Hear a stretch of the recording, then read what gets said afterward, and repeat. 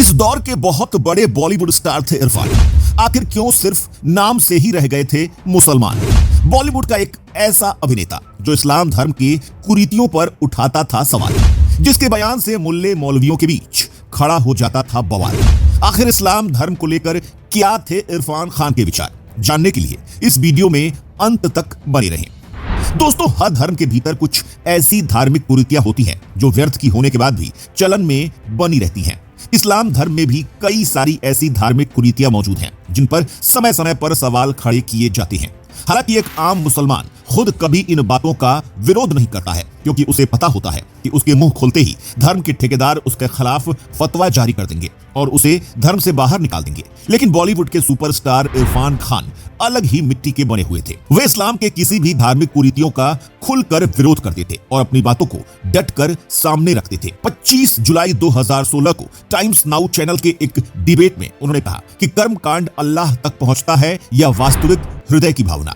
इसके अलावा रोजे रखने के संदर्भ में अपने बचपन की घटना का उल्लेख करते हुए उन्होंने कहा था कि जब वे 7 साल के थे तो उनके पिता ने उनका रोजा छुड़वा दिया था और उनकी मां से कहा था कि अभी ये रोजा रखने के लिए तैयार नहीं है, इससे रोजा मत रखवाओ। इरफान के पिता ने उनसे कहा कि ख्यालों का रोजा भी होता है, मन पवित्र रखो। इरफान कहते हैं कि उस समय वो उनकी बातें समझ नहीं पाए और रोजा रखने की जिद पर अड़ गए थे, मगर आज वो समझ रहे हैं कि उन्होंने ऐसा क्यों कहा था। इरफान के बयान का कट्टरपंथी और रूढ़िवादी मुल्लाओं ने काफी विरोध किया। इसमें जमीयत उलेमाए हिंद के मौलाना अब्दुल वाहिल खातरी ने कहा, तुम अपने को अभिनय तक सीमित रखो और इस्लाम के बारे में अपनी राय बताने का साहस मत करो। वो इस तरह का बयान अपनी आने वाली फिल्म के प्रमोशन के लिए दे रहा है। इसके जवाब में इरफान ने कहा था, मैं धर्मगुरुओं से नहीं डरता, खुदा का शुक्र है कि मैं ऐसे देश में नहीं रहता जहां धार्मिक ठेकेदारों का राज चलता हो। जो लोग मेरे बयान से खफा हैं, उन्हें या तो आत्मविश्लेषण की जरूरत है या फिर वो बहुत जल्द ही किसी फैसले पर पहुंचना चाहते हैं। इसके बाद जब उनसे पूछा जाता है कि क्या वो इस बात से सहमत है कि 3 तलाक बैन होना चाहिए, तो उन्होंने कहा, इस बारे में बाद में बात करेंगे, वरना ये कौम और भी मेरे पीछे पड़ जाएंगे। उन्होंने सीधा 3 तलाक का विरोध तो नहीं किया, लेकिन ये सवाल जरूर उठाया कि जब शादी के वक्त काजी साहब लिखित दस्तावेज तैयार करवाते हैं तो फिर जुदा होने के वक्त क्यों नहीं।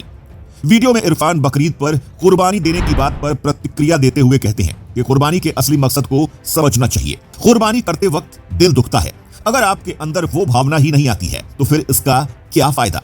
इरफान खान ने बकरीद पर बकरों और अन्य पशुओं को क्रूर बलि के स्थान पर आत्मचिंतन को बल दिया था। उन्होंने कहा था कि बकरे के कुर्बानी से पुण्य नहीं मिलता है, अपना अजीज छोड़ना ही कुर्बानी है।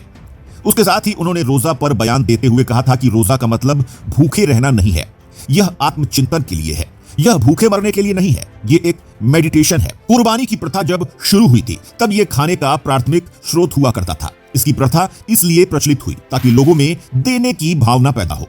दोस्तों, इस्लाम को लेकर इरफान खान के इन विचारों के बारे में आपकी क्या राय है, हमें कमेंट बॉक्स में जरूर बताएं। साथ ही वीडियो के पसंद आने पर इसे लाइक और शेयर कर दें।